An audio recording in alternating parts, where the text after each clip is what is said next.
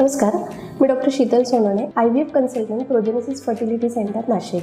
आजचा आपला टॉपिक आहे की सेकंडरी इन्फर्टिलिटी म्हणजे काय असतं, सेकंडरी इन्फर्टिलिटीची कारणं कोणती आणि त्यानंतर त्याला आपण ट्रीटमेंट कशी करावी. तर सेकंडरी इन्फर्टिलिटी म्हणजे नेमकी काय असते की पहिलं जर तुम्हाला एकदा गर्भधारणा झाली असेल, सक्सेसफुल प्रेग्नन्सी डिलिव्हर झाली असेल, बाळ झालं असेल किंवा पहिली प्रेग्नन्सी राहिल्यानंतर तुम्हाला ती नको असेल, त्याच्यामुळे तुम्ही ते अबॉर्शन करून घेतलं किंवा काही कारणास्तव तुमचं ते अबॉर्शन झालं असेल आणि त्यानंतर जर आपल्याला कन्सीव्ह नसेल होत तर त्याला आपण सेकंडरी इन्फर्टिलिटी असं म्हणतो. तर सेकंडरी इन्फर्टिलिटीला कारणं कोणती असतात. तर जसं आपण बघितलं की एज हे एक मेन कारण आहे. एजमध्ये आपण जसं बघतो की स्त्रियांना पहिलं कन्सीव्ह झाल्यानंतर, पहिलं बाळ झाल्यानंतर बरेचदा त्यांना दुसऱ्या प्रेग्नन्सीमध्ये गॅप हवी असते किंवा अंतर हवं असतं. तर त्याच्यामध्ये बरेचदा स्त्रियांचं एज थोडंसं वाढून जातं किंवा पुरुषांचंसुद्धा एज वाढतं. त्याच्यामुळे सुद्धा दुसरी प्रेग्नन्सी राहण्यामध्ये आपल्याला इश्यूज येऊ शकतात. त्याच्यानंतर सेकंड आपण जे बघतो की लाईफस्टाईल चेंजेसमुळे बऱ्याच स्त्रियांचं किंवा पहिली प्रेग्नन्सी राहिली असल्यामुळे आपल्याला वेट गेन झाले असते. वेट गेन झाल्यामुळे हार्मोन्स जे असतात हे इम्बॅलन्स झालेले असतात किंवा मग आपल्याला ओव्युलेशन किंवा ह्या ज्या गोष्टी ह्या वेळेवर होत नसतात. त्याच्यामुळे सुद्धा सेकंड प्रेग्नन्सी कन्सीव्ह व्हायला आपल्याला प्रॉब्लेम्स होऊ शकतात. जसं मी बोलले की एजनुसार जर आपण बघितलं की पहिली प्रेग्नन्सी जर आपल्याला लवकर राहिली असेल आणि दुसऱ्या बाळाला जर आपलं वय 30 किंवा 35च्या वर झालं असेल आणि आपण ट्राय करतो आहे सेकंड प्रेग्नन्सीसाठी, पण 6 महिने झाले आपल्याला सेकंड प्रेग्नन्सी कन्सीव्ह होत नसेल तर आपण त्याची इन्व्हेस्टिगेशन करून घेणं गरजेचं आहे. किंवा मग आपलं वय 30च्या आत असेल आणि त्यानंतरसुद्धा आपल्याला 1 वर्ष ट्राय करून प्रेग्नन्सी राहत नसेल तर आपण ते इन्व्हेस्टिगेट करून घेणं गरजेचं आहे. तर एज, त्याच्यानंतर वेट गेन हे मेन फॅक्टर्स असू शकतात. त्याच्यानंतर आपण बरेचदा बघतो की बऱ्याचदा स्त्रिया पहिल्या प्रेग्नन्सी आणि दुसऱ्या प्रेग्नन्सीमध्ये अंतर ठेवण्यासाठी काही कॉन्ट्रासेप्शन्स आपण यूज करतो की जसं OCPS झालं, हार्मोनल टॅबलेट झालं. त्याच्यानंतर कॉन्ट्रासेप्शन डिव्हाइसमध्ये आपण बघतो की IUDs झाल्या, इंट्रायुटराईन डिव्हाइसेस झाल्या. या सगळ्या गोष्टींमुळे सुद्धा दुसऱ्या प्रेग्नन्सीला आपल्याला इश्यूज होऊ शकतात. ओव्युलेशन जे फॅक्टर आहे त्याच्यामध्ये प्रॉब्लेम्स होऊ शकतात. त्याच्यामुळे आपल्याला दुसरी प्रेग्नन्सी राहायला प्रॉब्लेम्स होऊ शकतात. त्याच्यानंतर आपण आता हे आपले बेसिक काही कारणं झाली. त्याच्यानंतर दुसरे आपण बघतो की काही स्ट्रक्चरल कारणंसुद्धा असू शकतात. की सगळ्यात पहिले जे आहे, जसं मी बोलले की सेकंडरी इन्फर्टिलिटीसाठी फक्त स्त्रिया जबाबदार नाही तर 1/3 कारण हे पुरुषांची पण असू शकतात. तर सेकंडरी इन्फर्टिलिटीसाठी किंवा दुसऱ्या बाळाला राहण्यासाठी जर इश्यूज होत असतील तर सगळ्यात पहिले पुरुषांमध्ये स्पर्मचा काउंट कमी होणं, त्यांची हालचाल कमी होणं, त्याच्यानंतर त्यांची मॉर्फॉलॉजी तेवढी चांगली न राहणं किंवा एज वाढल्यामुळे किंवा त्या ठिकाणी जर काही व्हेरिकोस येईल किंवा काही सर्जरी झाली असल्यामुळे स्पर्म फॅक्टरवर जर काही परिणाम झाला असेल तर दुसरी प्रेग्नन्सी राहण्यामध्ये सुद्धा प्रॉब्लेम्स होऊ शकतात. त्याच्यानंतर दुसरं जे फॅक्टर्स असतात हे यूट्राईन फॅक्टर्स असतात. यूट्राईन फॅक्टरमध्ये जसं आपण बोलतो की एज वाढल्यामुळे गर्भाशयामध्ये काही ॲडिनोमॅटिक चेंजेस झाले असतील, एंडोमेट्रियोसिस पिक्चर असेल किंवा मग फायब्रॉइड्सच्या गाठी झालेल्या असतील एजनुसार किंवा मग पहिली प्रेग्नन्सी आपल्याला राहिली असल्यामुळे एंडोमेट्रियमचे किंवा आतली जी लेअर असते जिथे गर्भ रुजतो त्याच्यामध्ये जर काही एंडोमेट्रियल लेअरमध्ये जर काही इश्यूज झालेले असतील तर त्याच्यामुळे सुद्धा दुसरी प्रेग्नन्सी राहण्यामध्ये प्रॉब्लेम होऊ शकतो. किंवा जसं आपण बघतो की पहिली प्रेग्नन्सी जर आपल्याला नको असेल किंवा काही कारणामुळे आपले अबॉर्शन झालेले असतील तर ते अबॉर्शन आपण कुठल्या प्रकारे केलेले आहेत, जसं की मेडिकल अबॉर्शन्स आहेत, मेडिसिन घेऊन केलेले आहेत की आपण सर्जिकल अबॉर्शन DNC किंवा मग आपण सक्शन इव्हॅक्युएशन केलं असेल तर बऱ्याचदा ती आतली लेअर जी असते ही डॅमेज झाली असते. त्याच्यामुळे सुद्धा दुसरी प्रेग्नन्सी राहण्यामध्ये आपल्याला इश्यूज होऊ शकतात.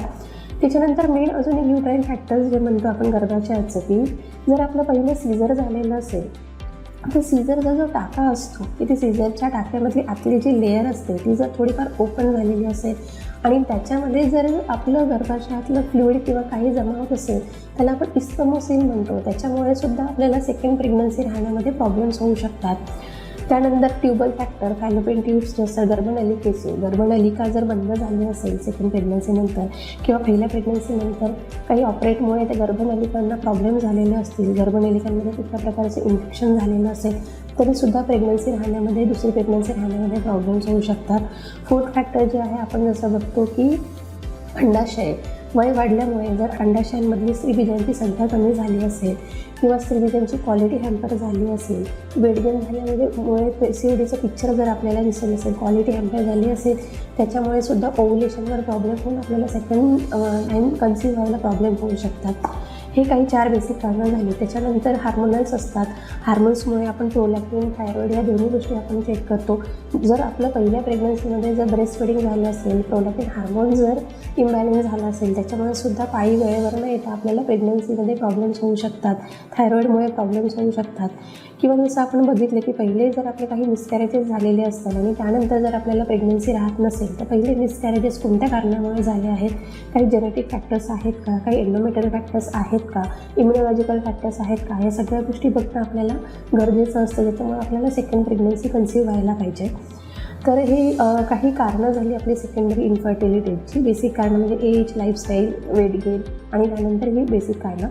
तर आता आपण यांना ट्रीटमेंट कशी घेतली पाहिजे सेकंडरी इन्फर्टिलिटीसाठी. तर सगळ्यात पहिले आपल्याला जर दुसऱ्या बाळासाठी जर आपण प्रयत्न करत असेल आणि जसं मी बोलले 6 महिने झाले, 1 वर्ष झाला आपण ट्राय करत असू आणि तरीसुद्धा जर आपल्याला प्रेग्नन्सी राहत नसेल, तर आपल्याला ते इव्हॅल्युएशन होणं गरजेचं आहे.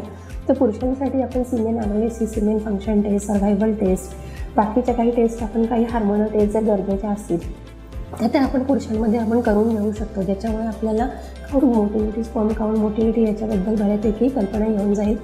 त्यानंतर दुसरं आपण जसं बघतो की बेसिक सोनोग्राफी आपण करू शकतो की ज्याच्यामध्ये गर्भाशयाला काही ॲडेनोमॅटिक फायब्रॉइड्स पिक्चर तर नाही आहे ना, गर्भाशयाची लेअर जी आहे ती व्यवस्थितरित्या वाढते आहे का, या सगळ्या गोष्टी आपण चेक करू शकतो. आपलं फॉलिक्युलर काउंट आता किती आहे, एंटर फॉलिक्युलर काउंट किती आहे वयानुसार, या गोष्टी आपण बेसिक सोनोग्राफीमध्ये आपण करू शकतो.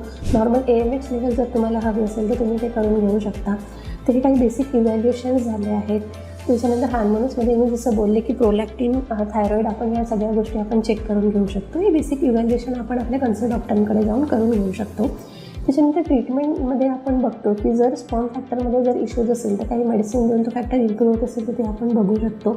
ओव्ह्युलेशनमध्ये प्रॉब्लेम्स असेल तर सिम्पल काही सायकल आपण फॉलिक्युलर स्टडी आपण ट्राय करू शकतो.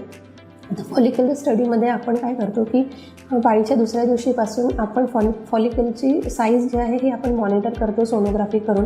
त्याच्यामध्ये फॉलिकल ग्रो होतो. फॉलिकल ग्रो झाल्यावर तो रप्चर झाल्यावर आपण प्लॅन रिलेशन ठेवायला आपण पेशंटला सांगतो. बाकी जर हे स्ट्रक्चरल प्रॉब्लेम्स नॉर्मल असेल तर आपण फॉलिक्युलर स्टडी ट्राय करू शकतो. असे 3 ते 4 सायकल झाल्यावर सुद्धा कन्सिव्ह नसेल होत तर मग आपण इंट्रायुटराइन इन्सेमिनेशन करू शकतो. इंट्रायुटराइन इन्सेमिनेशनमध्ये आपण फॉलिक्युलर मॉनिटरिंग करून फॉलिकल रप्चर झाला की त्या दिवशी आपण पुरुषांचे जे स्पर्म असतात किंवा हजबंडचे जे स्पर्म असतात ते स्पर्म आपण वॉश करून वेगवेगळ्या पद्धतीने ते आपण डायरेक्टली गर्भाशयात सोडतो. यांचे पण 3 किंवा 4 सायकल ट्राय झाल्यावर सुद्धा जर आपल्याला प्रेग्नन्सी कन्सीव्ह नसेल होत तर मग आपल्यासाठी IVF हा पर्याय उरतो, इन व्हायट्रो फर्टिलायझेशन. IVFमध्ये जसं मी बोलले की जर युटाईन फॅक्टर्स असतील किंवा IVFचे जर खरंच सेकंडरी इन्फर्टिलिटीसाठी रिकमेंडेशन असतील की स्पर्म काउंट फार कमी आहे, मोटिलिटी पण फार कमी आहे, त्याच्यानंतर आपला ओव्हरऑल रिझर्व बऱ्यापैकी कमी झाला आहे, ट्युबल फॅक्टर्स आहेत, एंडोमेट्रियल फॅक्टर्स आहेत, या सगळ्या कंडिशनमध्ये IVF हे एक वरदान असतं. IVFमध्ये आपण काय करतो की स्त्रियांचा जो स्त्रीबीज आहे आणि पुरुषांचा शुक्राणू आपण हा लॅबमध्ये फर्टिलाइज करून गर्भ तयार करून हा स्त्रियांच्या गर्भाशयामध्ये ती लेअर व्यवस्थितरित्या ग्रो करून आपण त्याच्यामध्ये हा गर्भ सोडू शकतो. तर IVFमध्ये सुद्धा सेकंडरी इन्फर्टिलिटीमध्ये आपण बऱ्यापैकी आपल्याला सेकंड प्रेग्नन्सीसाठी आपण प्रयत्न करू शकतो. तर जसं की बोलले की सेकंडरी इन्फर्टिलिटी जर आपल्याला कमी करायची असेल किंवा आपल्याला नको असेल तर त्याच्यासाठी आपल्याला पहिली प्रेग्नन्सी आणि दुसऱ्या प्रेग्नन्सीमध्ये हार्डली 2 किंवा 3 वर्षाचा गॅप ठेवून आपण सेकंड प्रेग्नन्सीसाठी ट्राय करू शकतो. पण तरीसुद्धा जर आपल्याला होत नसेल तर त्याचं इव्हॅल्युएशन हे प्रॉपरली होणं खरंच गरजेचं आहे. थँक्यू.